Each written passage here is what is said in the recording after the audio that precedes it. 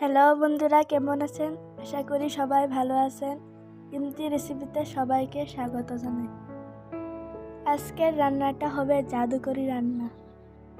আজকে মসুর ডাল দিয়ে যে রেসিপিটা বানাবো সেই রেসিপিটা আপনাদের সাথে শেয়ার করব। রেসিপিটা বানানোর জন্য আমি সবগুলো উপকরণ নিয়ে নিলাম।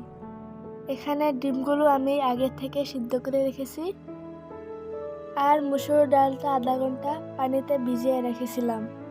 প্রথমে ডিমগুলো আমি হলুদ গুঁড়ি আর নিমখ দিয়ে মেখে নিলাম। আশা করি ভিডিওটা স্কিপ না করে পুরো দেখবেন আর সুন্দর একটা মতামত জানাবেন। এখন আমি একটা কড়াইতে সরিষার তেল দিব ডিমগুলো ভাজার জন্য।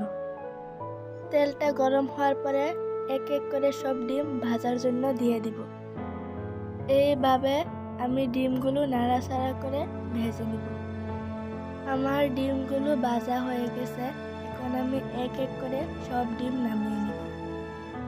এবার আমি দিয়ে দিব শুকনো লঙ্কা, পরে আমি দিয়ে দিব পেঁয়াজ কুচি, সাথে আমি অল্প আস্ত জিরা আর আস্ত মেথিও দিয়ে দিলাম। উপকরণগুলো অল্প ভাজা হওয়ার পরে অ্যাড করলাম আদা রসুন বাটা।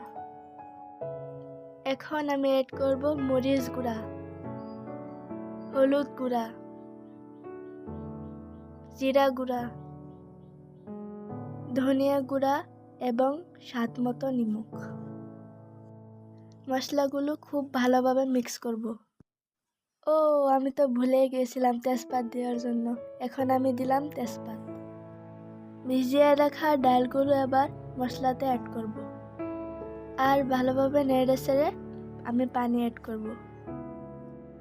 এখন আমি মাঝারি সাইজের 2 গ্লাস পানি অ্যাড করব, আর ঢাকনা মেরে 15 মিনিট রান্না করব। 15 মিনিট পর আমার ডালগুলো সিদ্ধ হয়ে গেছে এবং সুন্দর একটা কালার আসছে। ডালের ঘনত্বটাও খুব সুন্দর আসছে। এখানে আমি ভেজে রাখা ডিমগুলো দিয়ে দিব। এইভাবে আমি আজকের রান্নাটা শেষ করলাম। শেষে আমি অল্প গরম মশলা দিয়ে নাড়াচাড়া করে নামিয়ে নিলাম। এইভাবে আপনারা রেসিপিটা ফলো করলে খুব টেস্টি একটা ডাল তৈরি হবে। শেষে আমি উপরে অল্প ধনিয়া পাতা দিয়ে দিলাম। দেখেন তো বন্ধুরা, আমার রেসিপিটা কত সুন্দর হয়েছে। রেসিপিটা ভাতের সঙ্গে ট্রাই করতে পারেন এবং রুটির সঙ্গেও ট্রাই করতে পারেন। অবশ্যই এটা একটা সুস্বাদু রেসিপি, আপনারা ঘরেও ট্রাই করতে পারেন। আমার ভিডিওটা যদি অল্পও ভালো লাগে থাকে, লাইক কমেন্ট শেয়ার করবেন। আর পরবর্তী ভিডিওর জন্য আমার চ্যানেলটা সাবস্ক্রাইব করে বেল আইকনটা প্রেস করে রাখবেন। দেখা হবে পরবর্তী ভিডিওতে। সবাই ভালো থাকবেন এবং সুস্থ থাকবেন। Bye bye.